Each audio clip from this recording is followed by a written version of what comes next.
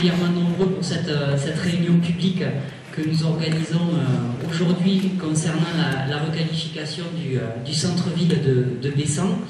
Je vais d'abord vous présenter rapidement les personnes qui sont à mes côtés ici.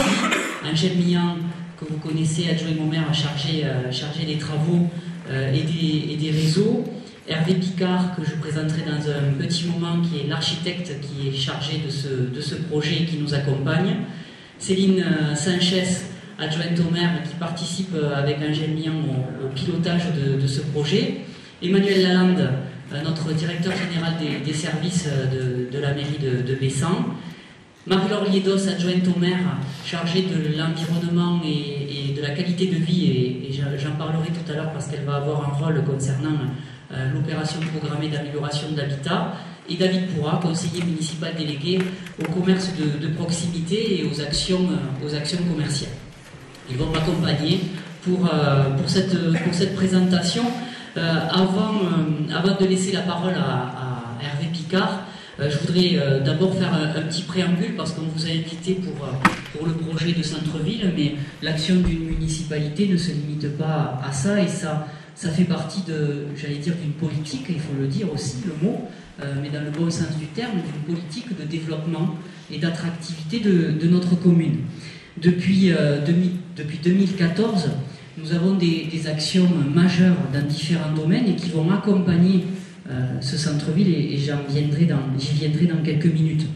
Je citerai quelques exemples dans le domaine de l'éducation, avec la construction en cours de l'école maternelle Georges Pégou, l'aménagement du parc d'activités de la Capucière dans la partie emploi, en lien avec la communauté d'agglomération Hérault-Méditerranée, la rénovation progressive de la voirie, on en parlera également au travers de ce projet, et ce dans tous les quartiers, le développement des services parce qu'il n'y a pas que des travaux dans une ville, il y a aussi le développement des services au public, qu'ils soient pour les jeunes ou pour les moins jeunes, et nous allons à Bessan de la crèche jusqu'à la maison de retraite.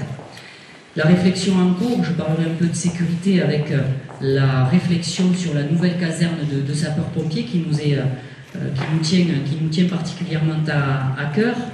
Les efforts dans le domaine sportif ces dernières années. On va parler du centre-ville, mais il y a eu beaucoup d'efforts aussi en termes d'équipement sportif.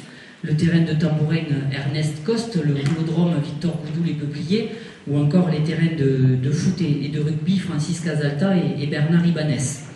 La rénovation des supports d'éclairage public, on en parlera aussi parce que l'éclairage sur un centre-ville c'est particulièrement important. La création de logements, en maîtrisant le maximum le développement urbain et démographique.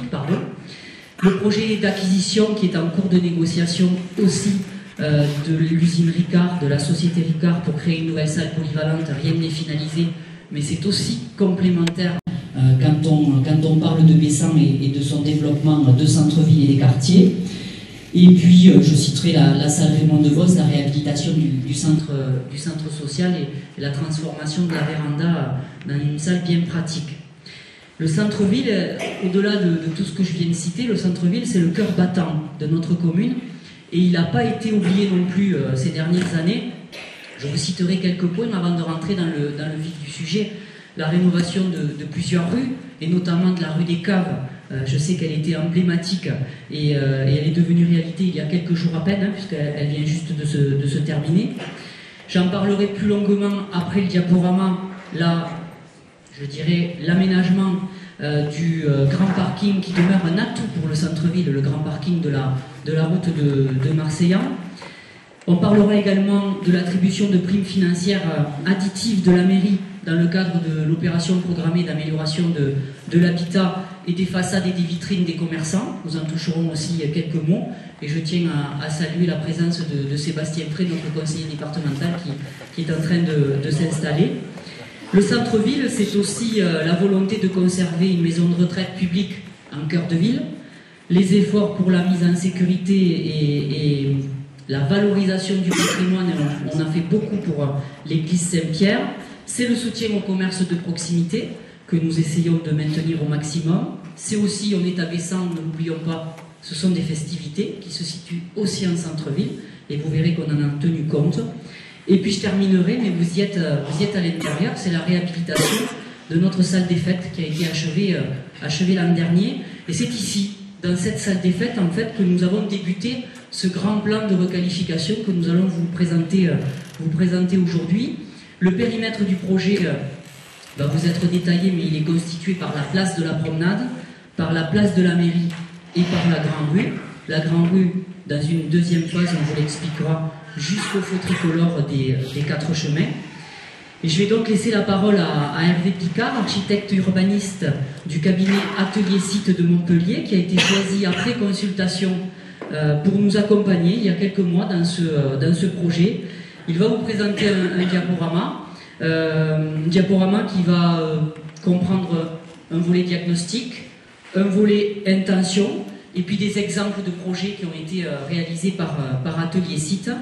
Je reprendrai ensuite la parole pour préciser quelques points. J'ai parlé de l'OPA, j'ai parlé du parking, j'en toucherai 2 mots un petit peu plus complémentaires. Et puis nous répondrons à vos questions. On s'est adapté pour répondre à toutes vos questions d'ordre général sur le projet, sur sa qualité, sur votre ressenti. Les commerçants, j'en vois, les riverains qui auront des questions plus précises. Je vais peut-être dire une bêtise, mais qu'est-ce que ça va devenir chez moi, devant chez moi, le trottoir, etc. On y répondra de manière individuelle, parce que c'est des questions plus techniques. Donc ceux qui ont des questions très précises là-dessus, sur le stationnement ou la circulation par exemple, vous pourrez nous les poser et on vous y répondra tout à l'heure dans le détail et pourquoi pas avec des plans pour présenter cela dans sa globalité. Voilà, je vous remercie de votre attention et puis restez attentifs puisqu'on va vous présenter ce diaporama et je laisse la parole à Hervé Picard.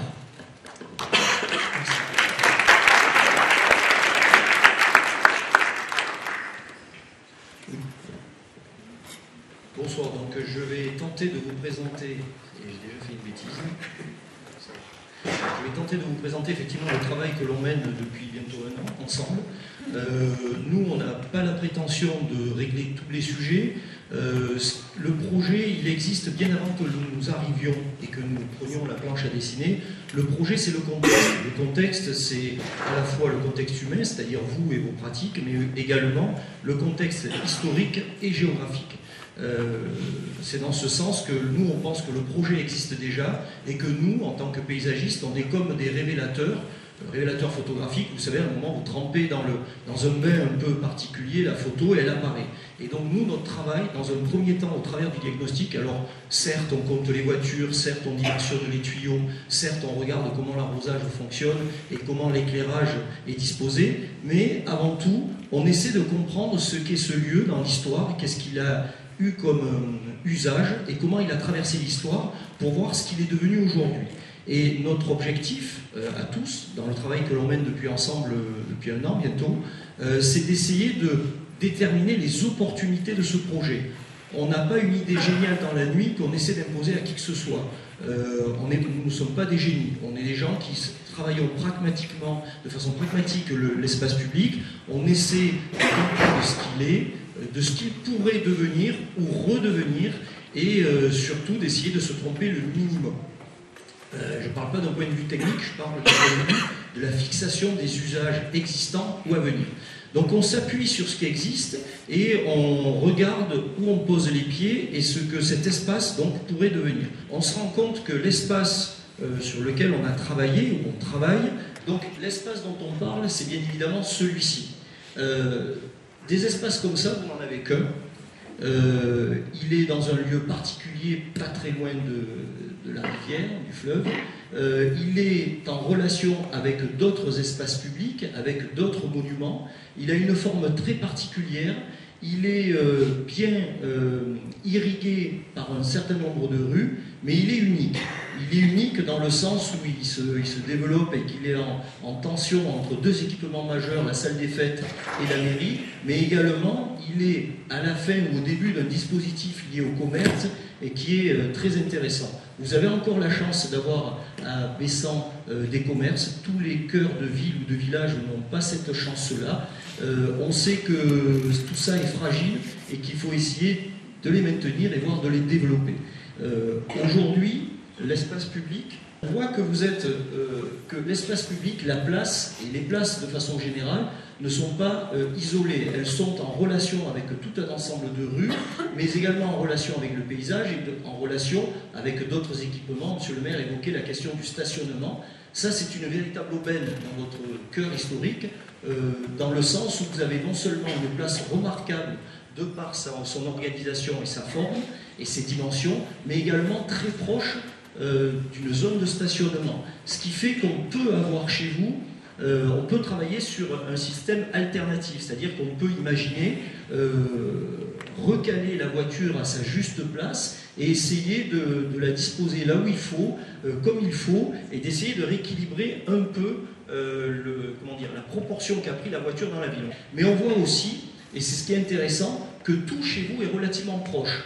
Vous savez qu'un piéton parcourt 80 mètres à la minute. C'est le petit bonhomme que l'on voit ici.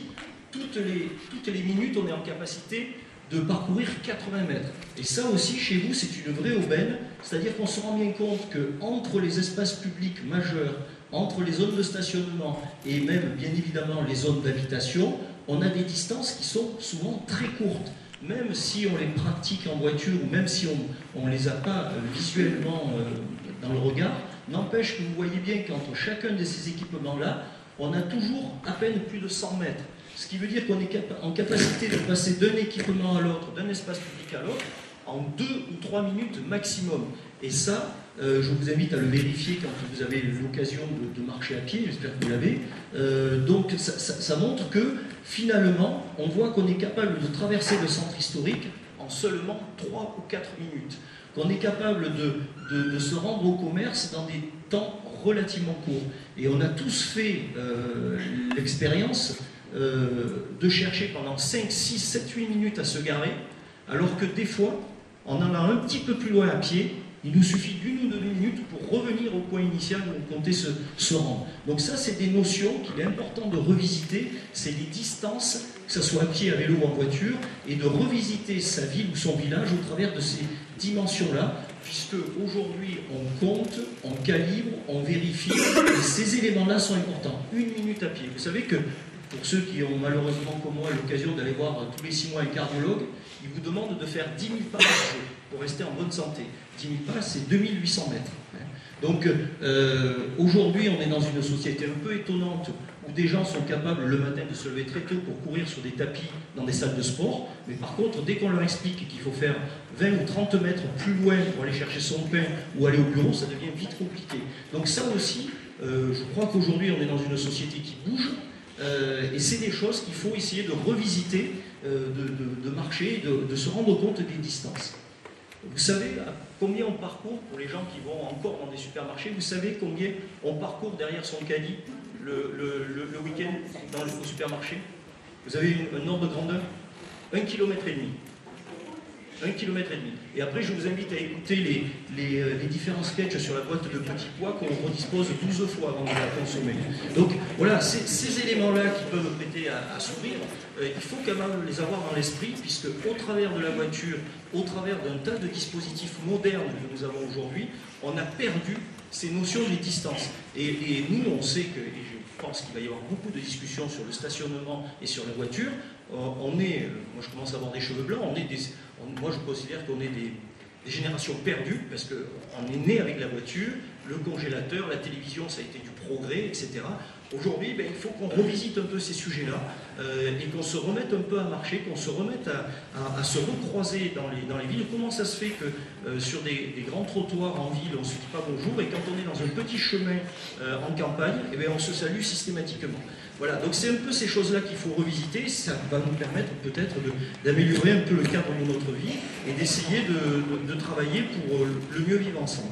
Donc ces questions-là, elles sont importantes, mais si on revient dans le but dans ce dont on est en train de parler, vous êtes dans un univers qui est construit, qui est très organisé et qui participe d'une organisation pensée, réfléchie, avec des dimensions qui étaient pensées par les anciens.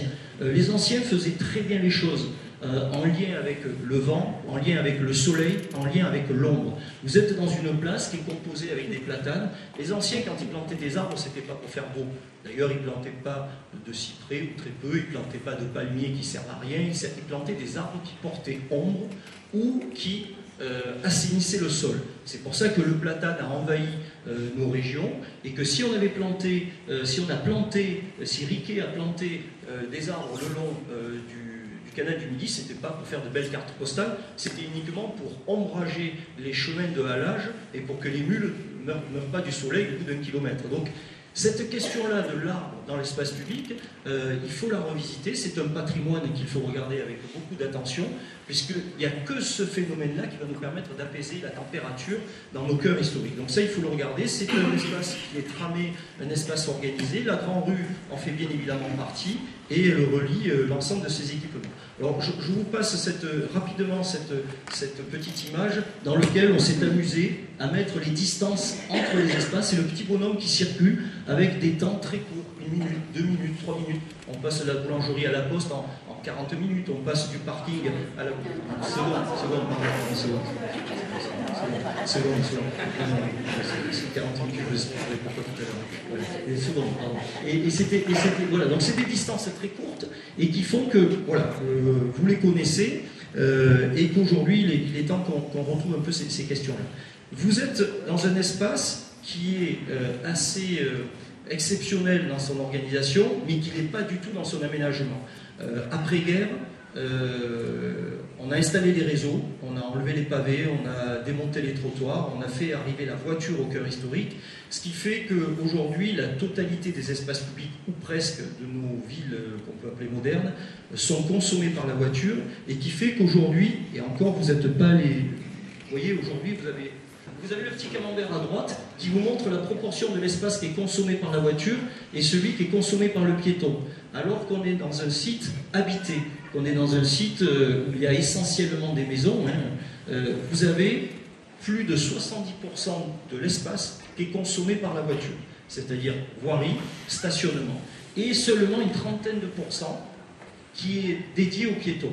On voit que cette proportion, elle s'améliore au fur et à mesure qu'on s'approche de la salle des fêtes, mais on voit ces petits traits jaunes que vous avez le long des commerces, qui sont souvent étroits et interrompus.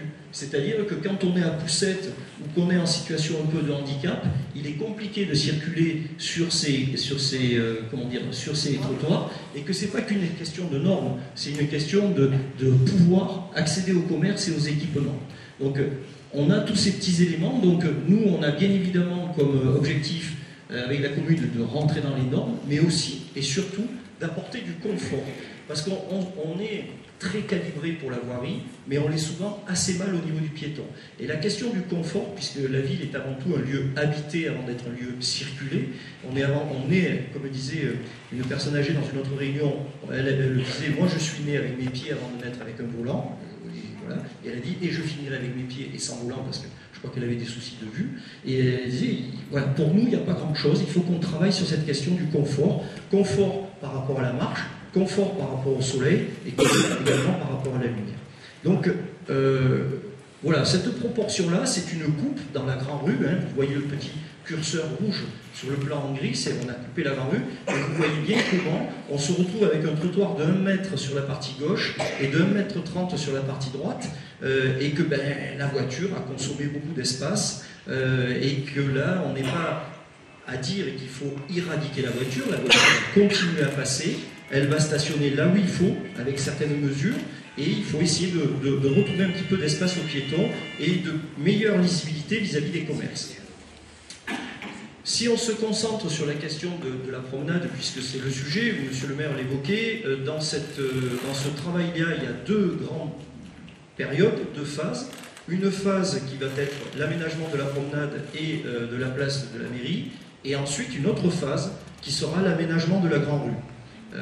On va d'abord démarrer par cette phase-là, et on ira un peu plus loin ensuite sur la Grande Rue. La promenade, pourtant, c'est un espace qui, au départ, était dédié aux piétons essentiellement. Aujourd'hui, c'est un espace où il y a à peu près de la voiture partout. On a les espaces jaunes qui sont représentés sur ce schéma qui sont exclusivement piétons, et on voit bien qu'ils sont non seulement discontinus, pour passer d'un côté à l'autre, on n'a pas forcément un passage pour piétons, voilà. C'est un espace qui a été défini pour la voiture, pas au départ, hein, maintenant, pour la voiture, avec des gyrations, avec des îlots, avec un tas de dispositifs liés à la voiture. Donc, la gageure dans ce type de projet de centre historique, puisque cet espace-là, vous n'en avez qu'un, comme celui-là, hein, des parkings, voilà, vous en avez d'autres, des rues, vous en avez d'autres, cet espace-là, il est unique. Donc, ce qu'on nous a demandé et ce sur quoi on a travaillé, c'est d'essayer de réorganiser l'équilibre entre le piéton et la voiture dans cet espace-là, de continuer à faire passer la voiture et d'essayer de retrouver un lieu plus confortable pour les piétons. Pardon, voilà. Il y a même, concernant les commerces, et on pense aux terrasses, même eux sont installés de façon un petit peu compliquée. Il faut traverser une rue pour se rendre du commerce à la terrasse, du café à la terrasse, etc. Et sont installés un peu au milieu des voitures. Aujourd'hui, tout le monde essaie d'être très vigilant sur la qualité de ce qu'on mange. Par contre, là, on a des tables de restaurants qui sont installées au milieu des voitures. Bon, quand quelqu'un démarre, en ce moment, le diesel est à la mode, et qu'on est en train de manger, c'est pas super. Donc là aussi, il y a une mise à distance à trouver par rapport à une question de confort et par rapport à une question d'hygiène. Ce sont des espaces qui sont quand même relativement cloisonnés, du fait qu'on a du stationnement de part et d'autre et au pied des arbres. Ce qu'on a hachuré en gris, ce sont des espaces qui sont remplis par la voiture et qui fait qu'il y a un ensemble de barrières dans cet espace-là et qu'on chemine assez difficilement là-dessus. Ça, c'est pas unique, hein, dans pratiquement toutes les promenades et places que l'on a dans nos cœurs historiques, on est dans cette configuration-là. C'est ni performant pour la voiture, ni performant pour le piéton. Généralement, les commerces sont peu lisibles et les équipements publics pas toujours accessibles. Vous avez là-dedans des gyrations, je l'ai déjà dit, des gyrations, des voitures. Les petites taches oranges, c'est les voitures qui sont garées en épi. Les grands espaces bleus, les grandes flèches bleues, c'est tout ce qui est dédié à la voiture. Vous savez qu'une voiture avec une place de stationnement, avec l'espace qui permet d'accéder à l'espace de stationnement pour exécuter la manœuvre, ça représente 25 mètres carrés. Dans un espace, c'est 25 mètres carrés une voiture. Un piéton, il utilise 0,5 mètres carrés quand il est en espace public. Vous voyez la disproportion, c'est-à-dire qu'avec une voiture, il y a un privilégié qui se gare, un privilégié, pas forcément privilégié, mais quelqu'un qui se gare, et on enlève la place, ça, j'ai pas encore fait le calcul, mais à une quarantaine de piétons. Alors, les piétons, bien sûr, ils ne circulent pas tous en rang d'union, mais une voiture est très impactante. Alors, on en a bien évidemment besoin pour l'accès au commerce, pour l'accès aux riverains, pour les livraisons, il faut le mesurer, il faut l'organiser. Voilà, c'est à peu près la même chose, toujours pareil, le camembert, où on monte la proportion suivant où on se situe, et on voit bien que là, on a du stationnement, on a des terrasses de café qui ne sont pas forcément super bien installées, et on a un peu d'espace piéton, et on a surtout de la voie. Alors ça, vous connaissez par cœur. Nous, on n'est pas là ni pour donner des mauvaises notes, ni pour être donneur de leçons. C'est ce qu'on trouve à peu près partout dans nos espaces publics du sud de la France, où la voiture envahit nos espaces les plus précieux, et sur lequel on est peut-être davantage sur un sujet de décor que sur un sujet d'espace public à proprement parler. C'est un espace qui était bien organisé depuis par sa géométrie, par ses alignements, les alignements des façades, les alignements des arbres, et aujourd'hui c'est devenu pratiquement une grande giratoire autour duquel on tourne et dans lequel il faudrait qu'on apporte un peu de précaution, bien sûr pour installer la fête, bien sûr pour installer le marché et bien sûr pour le quotidien et les gens qui vivent et qui travaillent sur cet espace-là. On voit comment la voiture nous a imposé ces gyrations, les voitures, les bus et les engins de service, qui fait qu'aujourd'hui, même un arbre qui était structurant est sur un petit îlot. Voilà. Mais ça, c'est pas propre à votre commune, c'est dans beaucoup d'endroits comme ça. Et le piéton, il descend les bordures, il les remonte, il les descend, etc. Il n'y a pas de situation très confortable. Et on voit comment les choses, petit à petit, la technique a petit à petit pris le dessus et sur lequel on on n'est pas en situation très confortable, y compris au niveau des pieds de maison, où il y a la gestion bien sûr de l'eau pluviale, mais il y a aussi la gestion à l'accès au garage, les trottoirs dans des états plus ou moins intéressants. Donc là, bien évidemment, la question c'est de continuer à desservir les ouvrages, c'est bien évidemment de canaliser les eaux de ruissellement, de les capter pour faire un vrai réseau d'eau pluviale et d'organiser tout ça, mais également d'apporter du confort et d'apporter des continuités dans les espaces et de réinstaller les commerces correctement. Ça n'a pas toujours été comme ça. Alors on ne veut pas être passéiste, hein, bien évidemment, voilà. Ça n'a pas toujours été comme ça. On voit que là on est sur des espaces qui sont beaucoup plus plans, qui sont beaucoup plus dégagés. Alors bien sûr, il y avait de temps en temps une charrette qui traversait et peut-être une voiture, mais on était dans une autre époque, on était dans une autre façon de penser l'espace public. Aujourd'hui, vous savez qu'avec, au travers de la télévision, du congélateur et de la voiture, on a déserté notre espace public. Avant, on prenait le frais, avant, on discutait, on jouait aux cartes au café, il y avait des tas de choses. Aujourd'hui, c'est plus tout à fait comme ça. L'espace public a été déserté, on s'y retrouve moins, on fait moins de choses ensemble sur l'espace public, et on considère, pour la plupart du temps, dans la plupart des réunions publiques, 80% on parle de la place de la voiture et du stationnement, et passez-moi l'expression, des merdes de chiens. C'est à peu près ce sur quoi on est interrogé dans l'espace public. Les gens ont du mal à se reprojeter dans leur espace public parce que c'est un espace qui n'est pas confortable, qui a été occupé par la voiture. Et quand on parle d'espace public, c'est avant tout l'endroit où on garde sa voiture, c'est avant tout l'endroit où voilà, c'est le perron, c'est pas forcément un espace d'ensemble, un espace collectif. C'était une autre époque, une autre façon de régler les choses. Voilà, mais voilà un peu d'où on vient, les uns et les autres. Les espaces étaient réalisés autrement, les accès aux équipements aussi. C'est ce que nous on appelle des espaces paisibles, des espaces pacifiés, dans lesquels le conflit piéton-voiture, cycliste-voiture n'existait pas, parce qu'il n'y avait pas de voiture déjà, mais voilà, il y avait une autre occupation. Et aujourd'hui, un de nos éléments, des leviers sur lesquels on travaille, c'est celui, bien sûr, du confort, mais c'est aussi celui de pacifier l'espace. Aujourd'hui, moi, je sais qu'il y a certaines personnes âgées qui ont du mal à se rendre sur l'espace public. Quand vous êtes à poussette sur l'espace public, quand vous êtes à fortiori en fauteuil roulant, c'est encore plus compliqué. À vélo, ça l'est aussi. Aujourd'hui, cet espace-là qui est unique, il faut le rendre plus pacifiste, le rendre plus paisible et plus engageant. Toutes ces généralités-là, c'était juste pour qu'on essaie de revisiter entre nous les éléments de dysfonctionnement. Alors c'est vrai que quand on y vit au quotidien, ces choses-là, on ne les voit plus, ou on les voit moins. Et le raccord avec l'histoire et avec comment ont été pensés ces espaces, on ne l'a peut-être pas toujours. C'est plus devenu... voilà, c'est pas forcément lisible parce qu'on ne se rend pas forcément à pied dans ces espaces et on ne les voit plus de la même façon. Donc voilà, c'est d'être certain, c'est le travail qu'on a fait avec les techniciens et les élus de la commune, c'est de bien être conscient des problèmes et des difficultés que l'on a pour être ensuite essayer de proposer des remèdes et essayer de rééquilibrer les usages et surtout de réinstaller des nouveaux usages. On va parler très rapidement de la Grande Rue parce que c'est un projet qui est abouti, qui est en discussion, sur lequel les marges de manœuvre sont extrêmement étroites. Bien évidemment, il est question de reprendre les réseaux qui doivent être repris, et ça va être des éléments qui vont être entrepris pour certains assez rapidement. La question majeure sur cet espace-là, c'est celui de la reprise des réseaux, qui sont pour la plupart en très mauvais état. Donc l'occasion de reprendre les réseaux va être l'occasion de rebattre un peu les cartes sur la dimension des trottoirs et sur la dimension de la voirie. Alors nous, on a pour habitude de dire qu'on fonctionne un peu à l'envers de nos collègues ingénieurs, c'est-à-dire que nous, on essaie d'abord d'évaluer quelle est la place minimum que l'on doit donner à la voiture.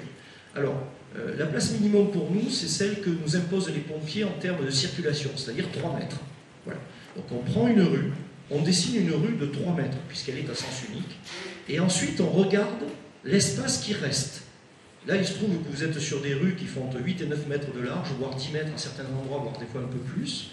Et là, la vraie question qui se pose sur l'espace public dans un premier temps, c'est pas la couleur du pavé, la couleur de la bordure ou la couleur du candélabre ou le design du banc, c'est d'abord quelle géométrie et quelle est la répartition entre les usages. Donc quand on a déjà tiré au clair la place de la voiture qui passe, je ne parle pas de celle qui stationne, mais de celle qui passe, c'est-à-dire 3 mètres de large, il va nous rester 5, 6, 7 mètres. Qu'est-ce qu'on fait de ces 5, 6, 7 mètres? Est-ce qu'on les dédie entièrement au stationnement? Est-ce qu'on les dédie entièrement aux piétons? Est-ce qu'on a la velléité éventuellement de planter quelques arbres, non pas pour faire beau, mais pour apporter éventuellement un peu d'ombre? Est-ce qu'on fait des arrêts minutes? Voilà. Toutes ces questions-là, elles se posent, elles sont posées aux techniciens, aux élus de la ville, et nous, on a pour habitude d'apporter plusieurs hypothèses de travail. Du tout voiture, du tout piéton, un peu des deux, etc. Mais toujours en s'appuyant sur le contexte. On a identifié qu'il y avait des commerces de proximité, donc ça veut dire qu'il faut une accessibilité piétonne immédiate et des arrêts minutes très proches. On a vu qu'il y avait des velléités de développer des commerces de bouche ou des commerces pizzeria, boulangerie avec peut-être salon de thé ou des choses de ce type-là. Ça veut dire que peut-être il faut ménager un parvis un peu plus généreux devant ces commerces-là pour qu'ils soient à la fois plus accessibles mais à la fois plus agréables. Et voilà, parce que quand on sort d'un bureau tabac ou qu'on sort d'une boulangerie, certes il faut s'y rendre en voiture très vite, mais on peut aussi prendre un quart d'heure à discuter avec quelqu'un qu'on a rencontré devant, et ça peut être intéressant autour des cafés, autour de là. Donc ça, ces espaces-là, il faut en parler. C'est pour ça que je vous disais que ce projet-là n'est pas encore mature, puisqu'on est en train de jauger, justement, avec les élus et les techniciens, de ces opportunités. Et ça, on n'a pas encore fait le travail avec les commerçants, de se préparer, de dire, voilà, est-ce que devant le boulanger, il est opportun d'essayer d'installer un petit salon de thé ou pas? Est-ce que devant le buraliste, on met des arrêts de vélo? Est-ce qu'on a surtout des voitures en arrêt minute?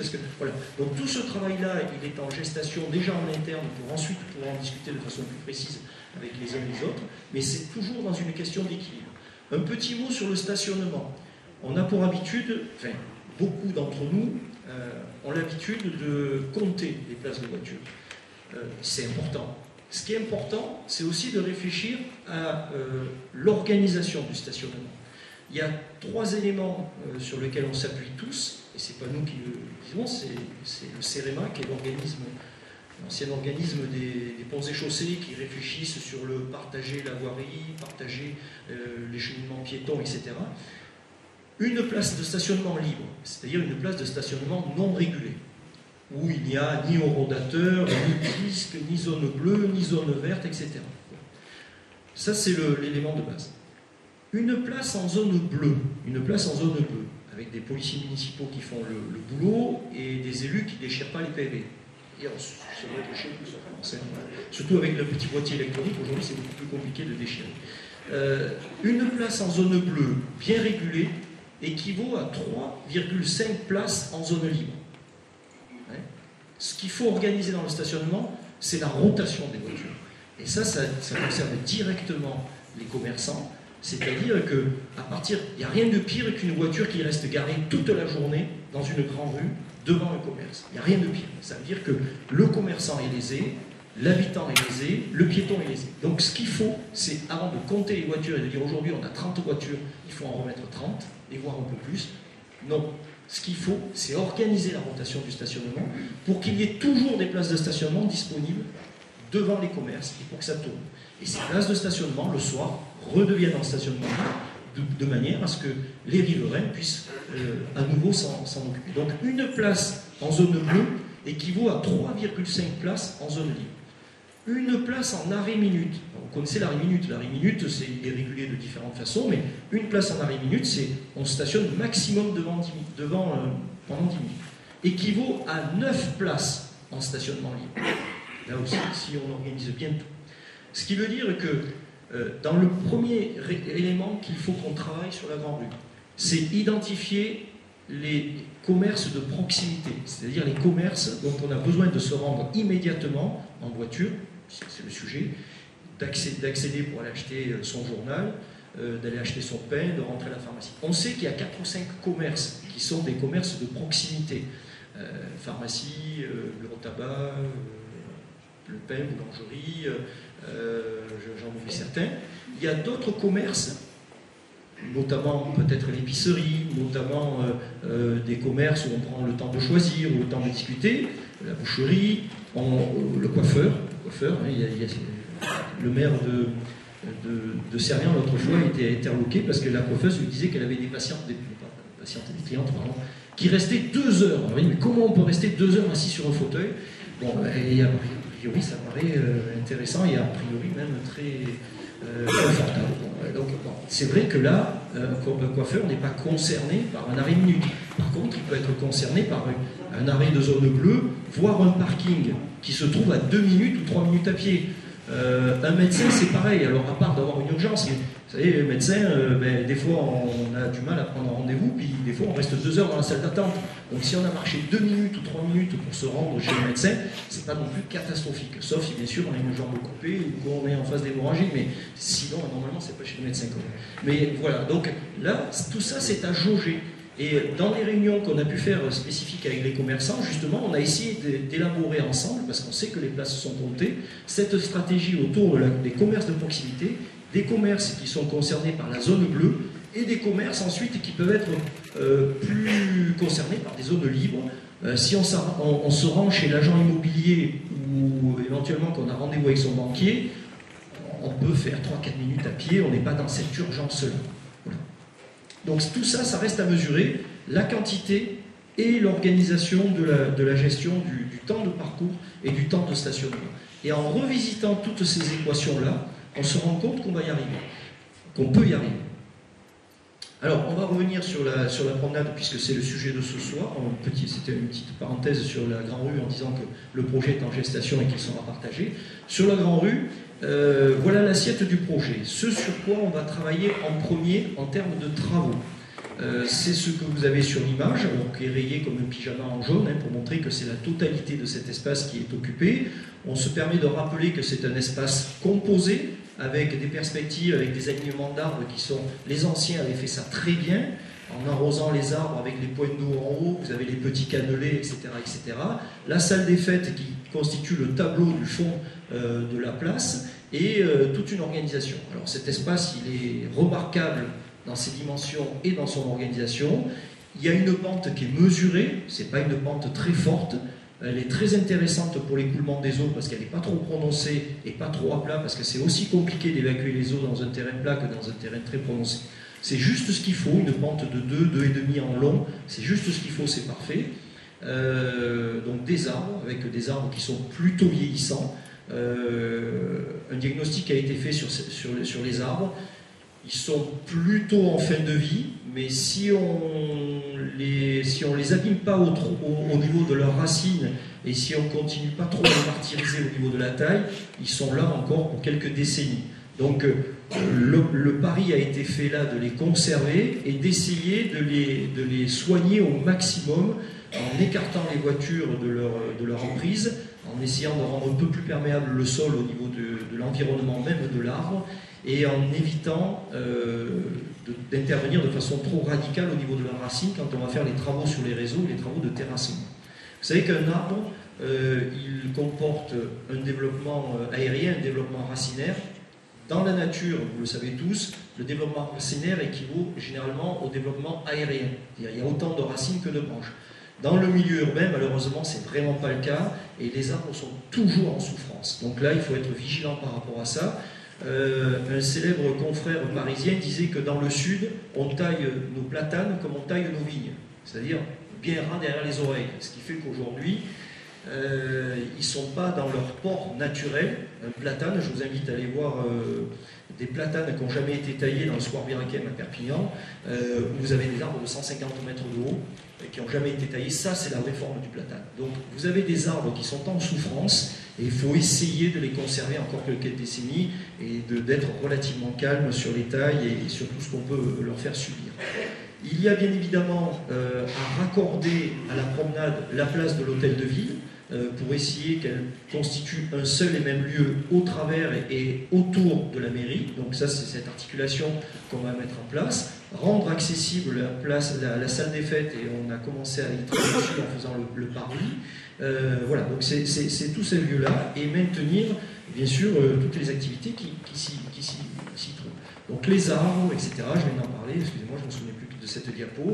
Il y a un micro-coulier isolé, mais qui est très intéressant et qui lui aussi pourrait avoir une autre ampleur, mais il est dans un environnement très contraint. Et voilà. C'est des arbres qui sont plantés très serrés, 7,50 m pour un platane, c'est très serré. C'est des arbres qu'aujourd'hui on plante plutôt à 20 mètres. Mais bon, on va laisser tout ça en état et surtout être très vigilant.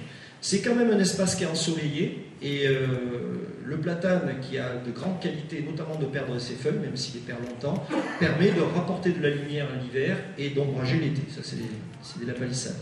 C'est un environnement qui est construit avec des maisons il n'y en a pas une qui est de la même hauteur, mais ça c'est très intéressant. Voilà, hein, avec une asymétrie. Peut-être que j'ai trop parlé.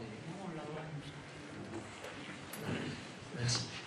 Donc là aussi, la route est venue scinder l'espace. On a mis à distance les maisons de la place. Et là aussi, il me semble que ce tapis général que l'on voit en jaune serait intéressant de retrouver, de manière à pouvoir retrouver du confort, des vrais pieds de maison, et de réinstaller ça correctement. On tient compte bien sûr des hauteurs, on tient compte bien sûr de l'accès aux pieds de maison et de l'accès au garage. L'espace, il vit et il a plusieurs sujets. On a travaillé de façon précise et avec l'exigence des services sur la question de l'installation du marché, sur la question de l'installation de la fête foraine, qui est un événement que nous, on a découvert chez nous, qui est a priori incontournable et voilà, grand moment. Donc cet espace-là, il faut qu'il combine tous ces éléments techniques, c'est-à-dire qu'il retrouve de la circulation 3/4 ou 4/5 du temps, qu'il puisse être configuré pour être totalement piéton dans les grands événements annuels de votre commune, formaté pour le marché qui a lieu souvent et qui est un vrai lieu de vie, accessible, nettoyable, tous ces sujets-là. Donc la géométrie qui est sortie de toutes ces contraintes-là a permis de digérer ça. Et on a travaillé dans le détail sur le positionnement de tous les forains, avec leur desserte électrique, leur accessibilité, le positionnement des camions, enfin, etc., etc. Et ça a été un peu compliqué, parce que l'espace est quand même contraint, et il y a beaucoup de manèges et beaucoup de personnes. Et il y a aussi, bien sûr, les terrasses de café. Et nous, on imaginait que dans la configuration qu'on pourrait retrouver, si on arrivait à rendre plus proches les terrasses des cafés ou des restaurants, ça serait peut-être intéressant, à la fois pour directement les restaurateurs, mais également les clients, et de rendre l'espace central très disponible. Donc ça aussi sera question de recaler ces terrasses, et de retrouver également les parvis, que ce soit le parvis de la mairie et le parvis de la salle des fêtes. Alors bien sûr, on s'appuie sur les arbres, on s'appuie sur la forme historique de votre place, qui était cette forme ronde. On s'appuie sur les usages en place, en pied de maison et à proximité des équipements, pour petit à petit le composer et l'organiser. On va rentrer dans le détail au fur et à mesure. Il nous semblait qu'il y avait déjà une forme historique qu'il fallait regarder de façon très précise, que la messe était dite sur beaucoup d'éléments, les arbres, les bâtiments, la circulation, etc., et qu'il fallait accompagner tout ça, révéler les formes, et surtout, je me répète encore une fois, retrouver du confort, et en ayant un espace pérenne. Alors, assez rapidement, pour l'ensemble des techniciens et des élus, la question du sol et de la continuité du sol, que ce soit dans sa forme, dans sa géométrie, dans sa couleur et dans ses altimétries, elle a été très évidente. C'est-à-dire, on ne va pas morceler l'espace, on va le rendre très simple. Vous avez déjà des formes compliquées, des façades qui se retournent, des angles, des arrondis, etc. Donc là, il n'est pas question d'aller mettre des lignes supplémentaires, d'aller mettre des bordures partout, mais au contraire, d'être dans un espace très unifié dans ses matériaux et dans sa géométrie. Donc la question de la pierre naturelle, est venu assez rapidement. C'est-à-dire c'est un espace qui est imaginé dans sa grande proportion en pierre. En pierre, ça ne veut pas dire qu'il n'est pas circulé, puisqu'on est capable, et les Romains bien avant nous étaient capables de faire circuler les charges lourdes sur la pierre, ça ne pose pas de problème. Il y a des phénomènes de glissance, il y a tout un tas de choses qu'on verra au fur et à mesure, et qui sont bien sûr résolues. La question d'éventuellement replanter quelques arbres à certains endroits, la question de recaler la circulation juste là où il fallait, mais surtout de redonner un espace unitaire. Donc petit à petit on est arrivé à des formes très simples et à des matériaux très simples. Vous avez un matériau qui est incontournable et vous avez la chance parce que c'est un très bon matériau, c'est le basalte. Vous en avez déjà présent au niveau des bordures, de certains encadrements de fenêtres, etc.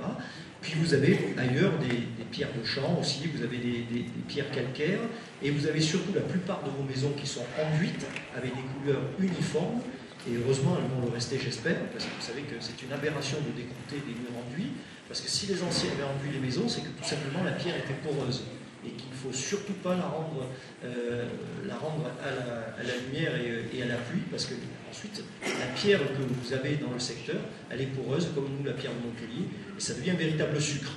Donc là, il faut être très vigilant par rapport à ça, mais c'est des couleurs unitaires et qui sont très intéressantes. Donc là, un espace unitaire dans lequel on a très peu de matériaux et en s'inspirant des matériaux locaux. Et on ne dissocie pas ce qui est circulé de ce qui est piéton. On est dans une homogénéité au niveau de la forme et des espaces. Avec un espace quand même central, particulier, qui est celui de la place, du cœur de la promenade, et ensuite tout un espace unitaire qui vient raccorder l'ensemble des équipements et l'ensemble des façades de manière à rendre un tapis continu, en s'appuyant bien sûr sur ce qui existe et sur les arbres qui existent. Alors, sur ça, il est question bien évidemment d'installer du mobilier, alors pas pour se faire plaisir, si on installe du mobilier c'est pour que les gens l'utilisent, l'organisent et s'assoient, posent leur vélo, des corbeilles à papier, de l'éclairage public, tout un tas de dispositifs que l'on va ranger, parce que là aussi, dans l'espace public, une de notre première action, c'est de le nettoyer, c'est-à-dire d'enlever tout ce qui ne sert à rien. Et vous savez que c'est une de nos grandes spécialités françaises. Il y a un service qui met un poteau, un jour après il y a un autre service qui met un autre poteau, 3 jours après il y a un autre qui vient mettre un potelet. Je ne parle pas de Bessin en particulier parce que vous n'êtes pas, voilà, spécialement il y a des endroits où c'est bien pire. Après on vient mettre la corbeille à papier, ensuite on vient mettre le poteau d'incendie, juste après on vient mettre la corbeille à papier, ce qui fait que les trottoirs et les espaces ne sont plus accessibles parce qu'elles sont pleines de mobilier. Donc nous, on n'est pas meilleurs que les autres. La seule chose, c'est qu'on essaie d'arranger ces choses-là, de les aligner de manière à ce qu'elles ne perturbent pas la composition de l'espace, mais surtout son accès. Donc entre les arbres, on dispose le mobilier, les candélabres sont déjà en place, on met les bancs, on met les corbeilles à papier, on met la signalétique, etc. entre les arbres. Le long des trottoirs est toujours bien rangé, on essaie de disposer ces éléments-là de manière à ce qu'on offre un maximum de confort et un maximum d'ouverture. En jaune, vous voyez les terrasses de café qui pourraient être très proches des commerces. Alors, tout ça reste à jauger, mais très proches des commerces.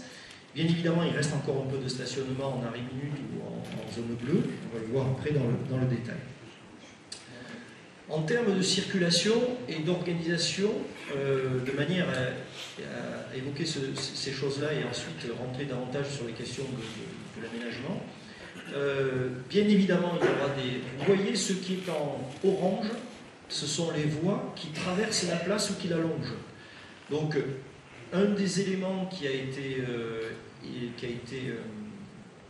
à l'articulation du projet, ça a été de rendre continu les cheminements depuis la Grande Rue jusqu'à la salle des fêtes et jusqu'à la promenade.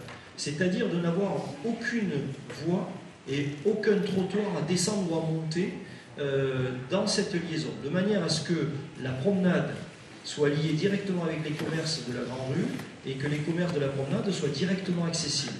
La mairie, vous voyez, il n'y a plus de voies qui passent devant la mairie, on contourne, on vient s'aligner contre la façade. Alors, je sais pas. Pardon, excusez-moi.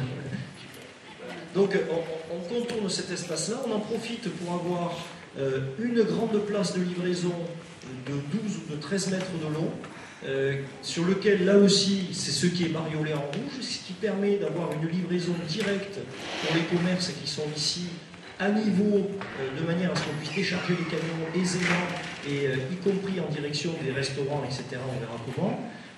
Ces places de livraison, elles peuvent être modulées, c'est-à-dire qu'aujourd'hui, dans les espaces publics et dans les cœurs historiques, où le nombre de places est mesuré, on a par exemple des horaires de livraison.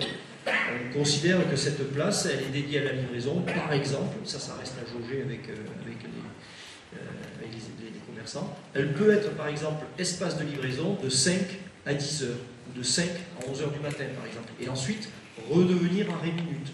Ça, c'est un curseur qu'il faut mettre à jour avec les protagonistes, et c'est ce qu'on fait souvent, c'est-à-dire qu'on essaie de demander à ce que les livraisons se fassent plutôt le matin, de manière à retrouver de l'arrêt minute, de manière à retrouver du stationnement dans ces périodes-là.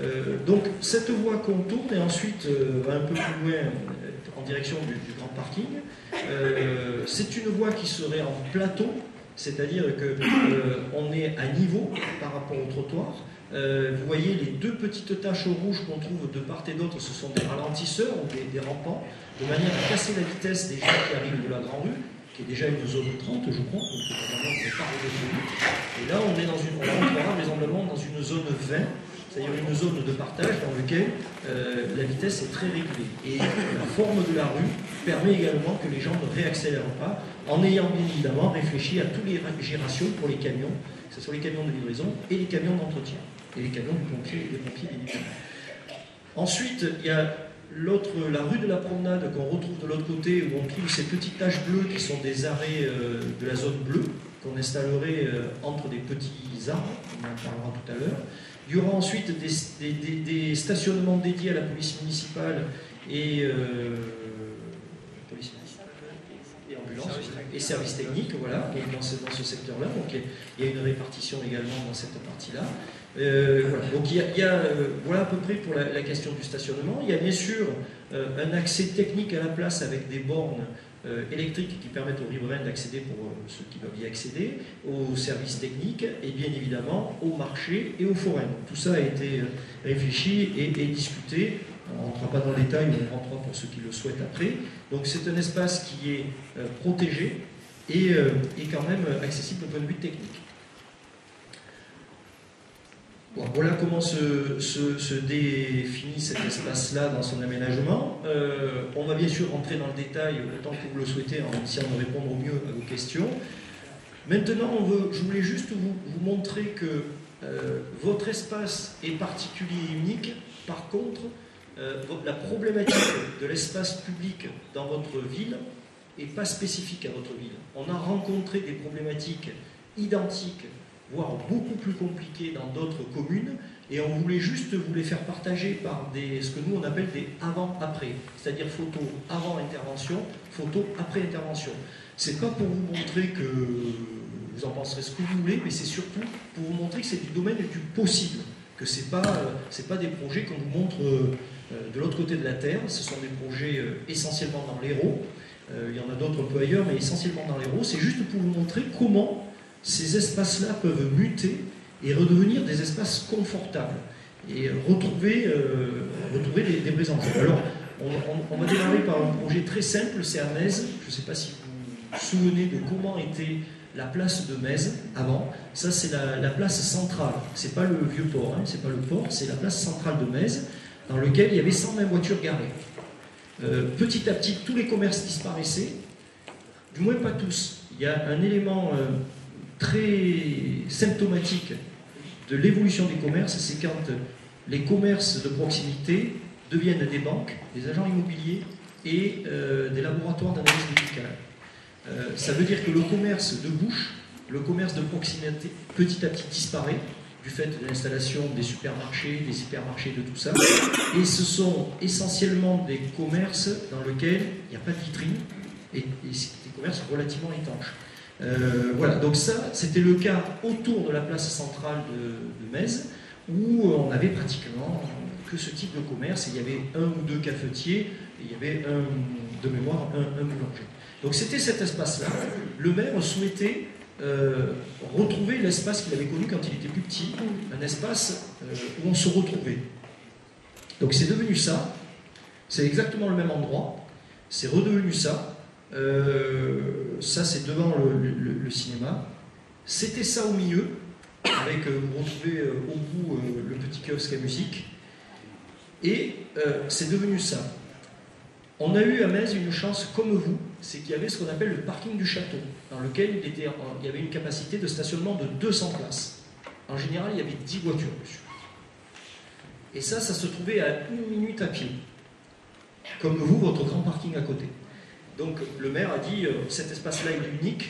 Déjà, le port, c'est très difficile d'enlever la voiture, et les commerçants et les restaurants ont pris tout. Les devantures avec voilà. Donc c'est le seul espace où on peut encore se retrouver. Et ça, c'est la sortie des écoles. La photo, elle est à la sortie des écoles, où on a fait un espace très simple.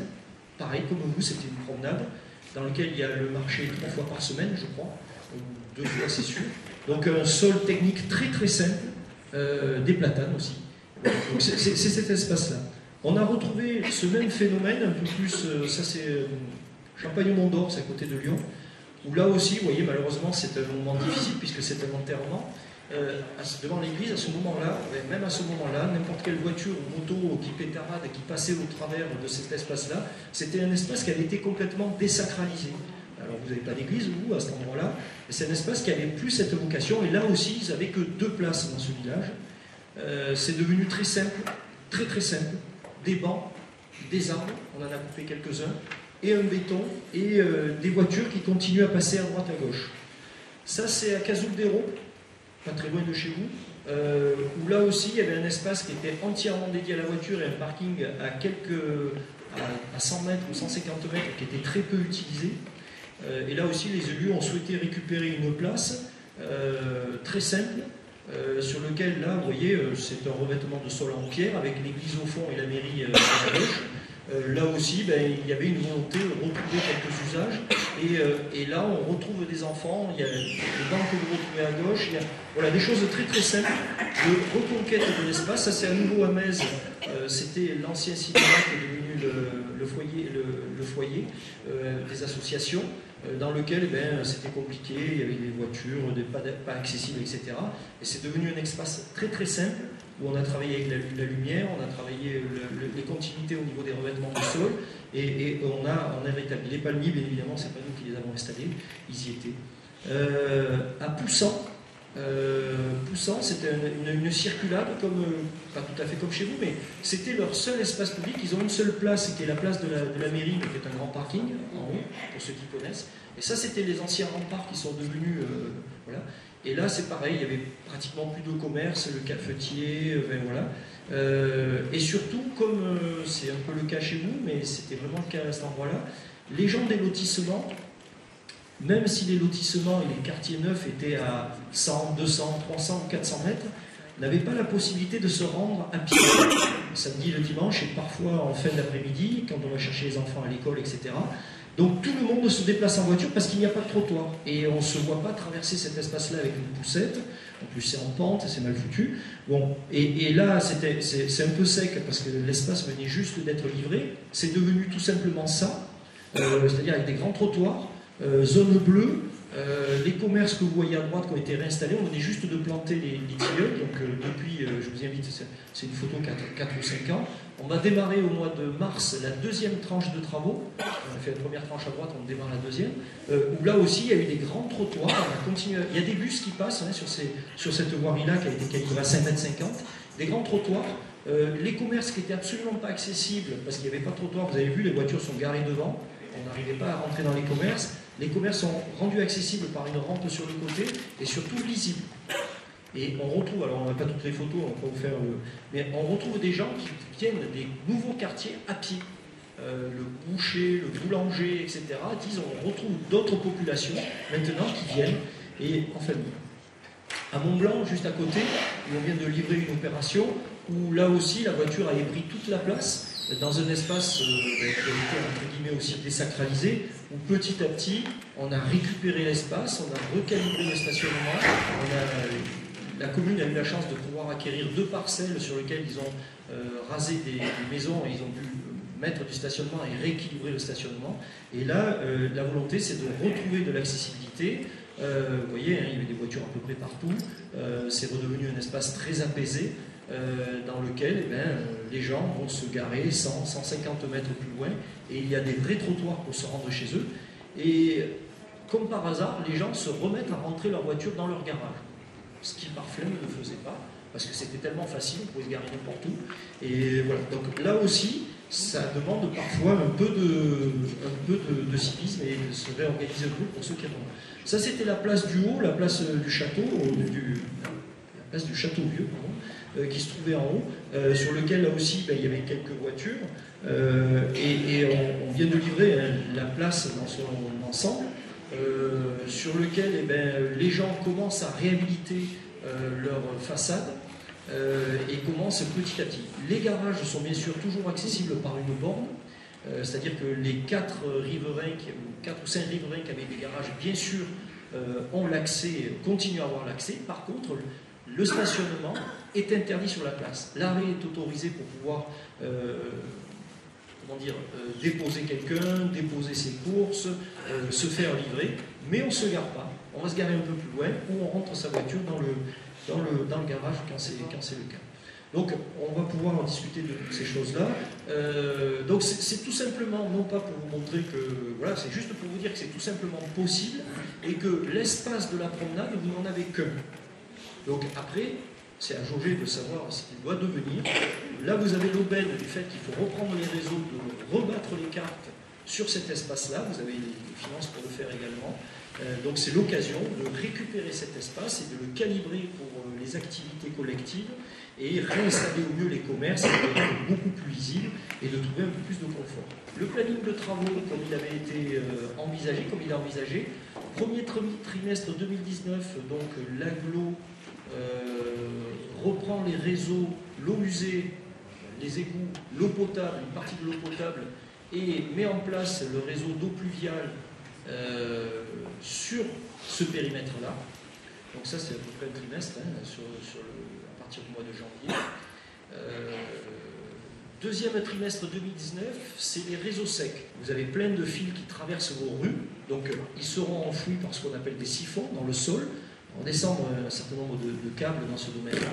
Et pour ce qui concerne les travaux à proprement parler de l'aménagement, c'est-à-dire les fondations des sols, la pose des bordures, la pose du revêtement, les quelques plantations complémentaires, la mise en place de l'éclairage public complémentaire, tous ces éléments-là, ça serait à partir de l'automne 2019, pour à peu près 6 mois, pour retrouver à la fin du printemps un aménagement définitif, terminé, dans cette partie-là. Ça, c'était pour faire un tour un peu général de ce qu'on a fait déjà dans un premier temps tous ensemble pendant à peu près 1 an, d'essayer de voir comment on pouvait simplifier cet espace. Merci.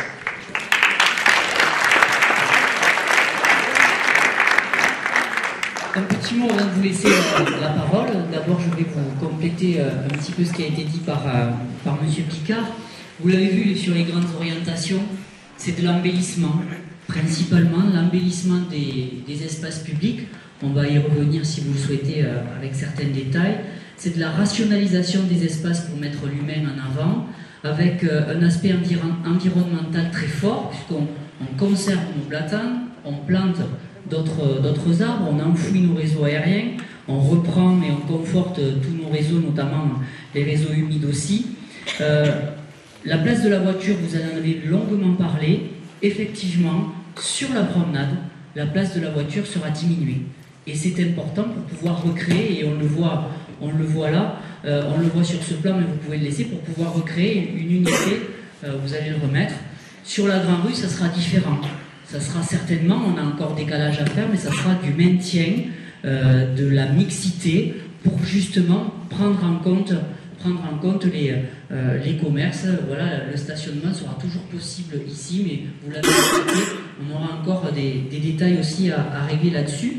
On n'en a pas parlé, mais vous avez parlé dans une autre commune d'une démolition, mais il y a aussi la démolition d'une partie du bâtiment, c'est important, puisqu'elle se fera aussi au premier trimestre de l'année 2019, la démolition du bâtiment qui est en face de l'hôtel de ville, c'est important. Vous l'avez dit un petit peu, je voudrais insister dessus, ce seront des espaces sécurisés.